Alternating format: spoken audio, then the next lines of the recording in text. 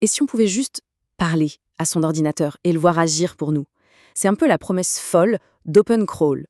Aujourd'hui, on va décortiquer ensemble comment cet agent d'IA peut devenir un véritable collaborateur personnel. Alors c'est assez marrant parce que quand on cherche OpenClaw sur le net, on tombe sur deux choses complètement différentes. D'un côté, on a un jeu vidéo culte des années 90, et de l'autre, un agent d'intelligence artificielle super avancé.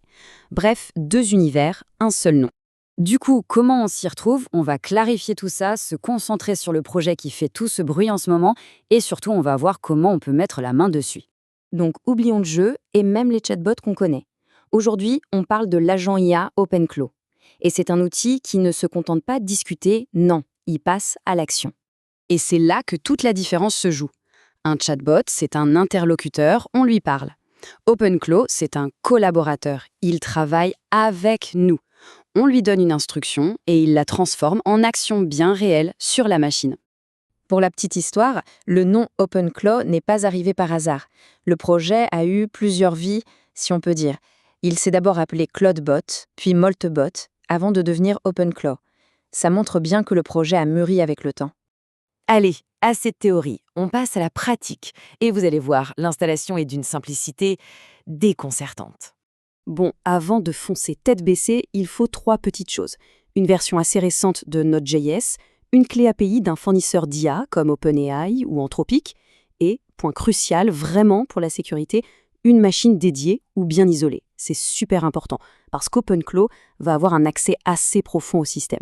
Pour celles et ceux qui sont sur macOS ou Linux, accrochez-vous bien, tout commence avec cette unique ligne de commande. C'est ça, la magie d'OpenClaw, une accessibilité dingue pour une puissance qui l'est tout autant. Une fois qu'on a lancé la commande, un assistant super bien fait prend le relais. Il va nous guider pas à pas pour connecter le modèle d'IA et même pour lier OpenClaw à notre appli de messagerie préférée. C'est presque comme si on entamait une conversation pour le configurer. Et maintenant, attention, on arrive à la partie la plus bluffante. C'est le moment où OpenClaw passe du monde virtuel au monde physique et commence à interagir avec du vrai matériel. L'expérience est toute simple mais elle en dit long. On a installé OpenClaw sur une carte Arduino, un tout petit ordinateur programmable. La grande question, c'est est-ce qu'il peut contrôler le matériel de cette carte juste à partir d'une simple phrase? Et la réponse est un grand oui.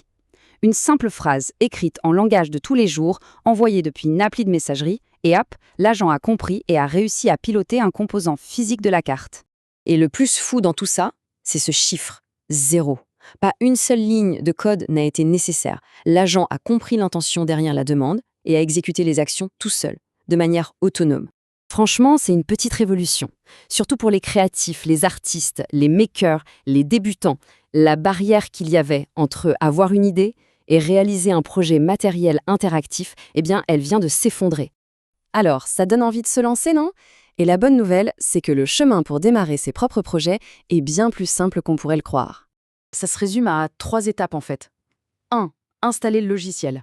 2. Brancher le matériel. Et 3. Commencer à discuter avec son agent et lui demander des choses. C'est tout.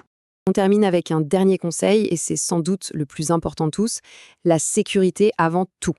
Comme OpenClaw a vraiment les clés de la machine, il est impératif de le faire tourner dans un environnement protégé, isolé. C'est non négociable. Tout ça, ça ouvre des perspectives assez vertigineuses. Ça nous amène à une dernière réflexion.